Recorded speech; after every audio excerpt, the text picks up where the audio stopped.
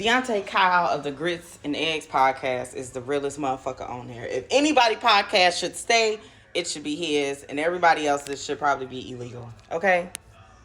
Deontay Kyle is back with his podcast. He took a little break because I think he said some things that kind of ruffles people's feathers, and just people need breaks, okay? And now he's back and explaining himself on some things that people felt bad or felt that he should not have said. And I get it. I've said some shit before during the R. Kelly shit when I had my actual podcast that was actually doing good. Before the podcast hype got real big, I was actually trying to do it, and it was working out of my living room.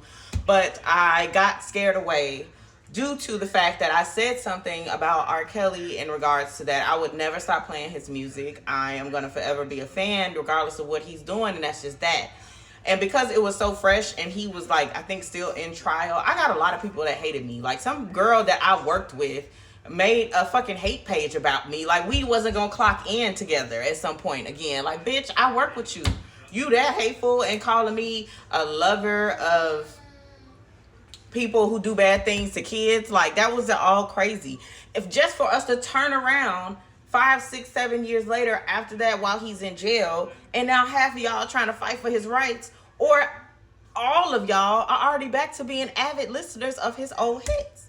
So that's why I stood by what I said, but I'm mad because I cowered it away and I let my podcast go, which could have been very beneficial for my future, maybe, or not, or just something for what I'm clearly doing. It's talking to the internet. I don't really look for this to be a career, but when I speak on these videos, people listen and react, so I'm like, okay, follow the signs. So that's why I talk every day. It ain't really to come eventually get y'all coins. I just like my message being out to people. So he was saying that I don't know specifically what pissed people off because I hate to hear so many opinion videos, but basically along the lines of being insensitive with the deportations. But what I was coming on here to say is I like one quote that he said is when they say black people or whoever, like we next or y'all next. I mean, yeah, I made a video earlier saying like, I mean, if y'all coming for us, let's do it. But if you really look at it, like he said, we aren't next. We were first. We were first. We were just the prime targets for 400 years. That's all that was. And it's never stopped. Every single creation of any policing of some sort was literally first created to police African American people from having their equal rights to white Americans. They literally created them to keep us in order when honestly most of the violence that was happening was to us from other people, Caucasian people who were inflicting violence and harm on us just for being us or trying to be. So it was really a racist thing. So that's why I am so anti-police as well, because if you look at the origin of it, it's nothing good from it for me and my culture. I don't believe in black people trying to become the police to help their specific neighborhoods or think that it's going to help their areas, because at the end of the day, the structure was not created for you to help us. The structure was created for you to keep us from growing, to put us in cages, to do that for anything big or minute.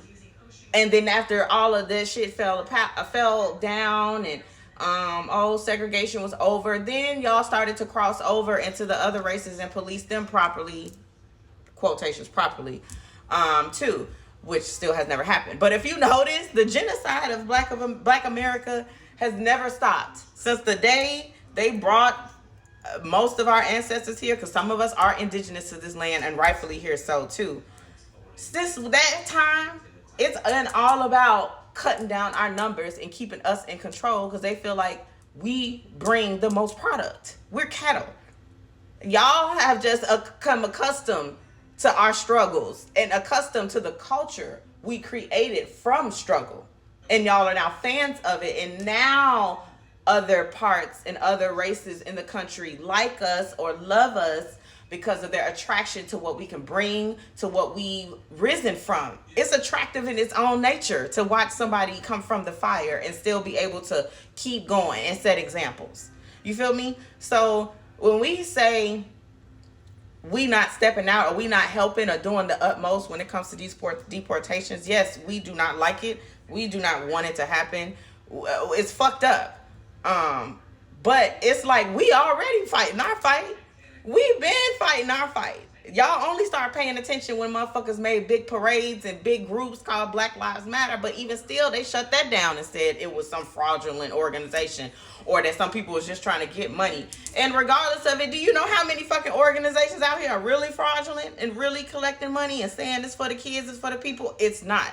Newsflash, when you go to your local McDonald's and they ask you to round up your 75 cents to donate to this fucking organization, please know, in actuality, it's not going to the heart health of American children or to cancer research for children. It's going back into the spending budget of the company. Their budget, whether it be a big company or a small company, they have already paid a certain amount towards charity just so they can feel good and they can be taxed on it. What they're asking from you is the money to fill that fund back up so they can just re-give it again. Okay, you're not like your money never really goes to those research facilities. So the fact that they shot down Black Lives Matter and all this stuff for us and said it was a fraud, it was all this shit. Y'all donate the frauds all fucking day. But to get to my point of this video, and for him, I'm glad he's back. I'm glad he didn't cower away and didn't allow them or anybody to make him feel like his words don't really matter to people still, because it does. We are watching. We fuck with you. We get it. And I'm not going to let my account violations take me away, because believe it or not, y'all see my videos, but y'all don't see all my videos because a lot of my shit gets flagged. And the way TikTok keep shit going, I don't know how long I'm going to have this account. So y'all just keep looking for me if you see Mommy Ro or Ro Baby anywhere, because, yeah, they getting rid of us and they making us all look like monsters when we simply are just trying to educate y'all on history. Go to the history of the police and see what was their point, why they were created, why black people feel a threat when they come in there, why black person, if you're listening all the way to the 7 minutes, the reason you feel unease when you see the police is because they were simply created to police African American people from just being in this country. It's in our blood to have the shivers when they pull up behind us. We don't even have to be doing anything wrong. And what's crazy is the psychological teachings they teach them in school and the way it's set up in the books for the rules. It's literally questions and emotions and feelings and triggers. They're taught to make us then act on these uneasy feelings we already naturally have, and then put us in the wrong and them in the right for the shit they're about to do to us. Don't be fooled.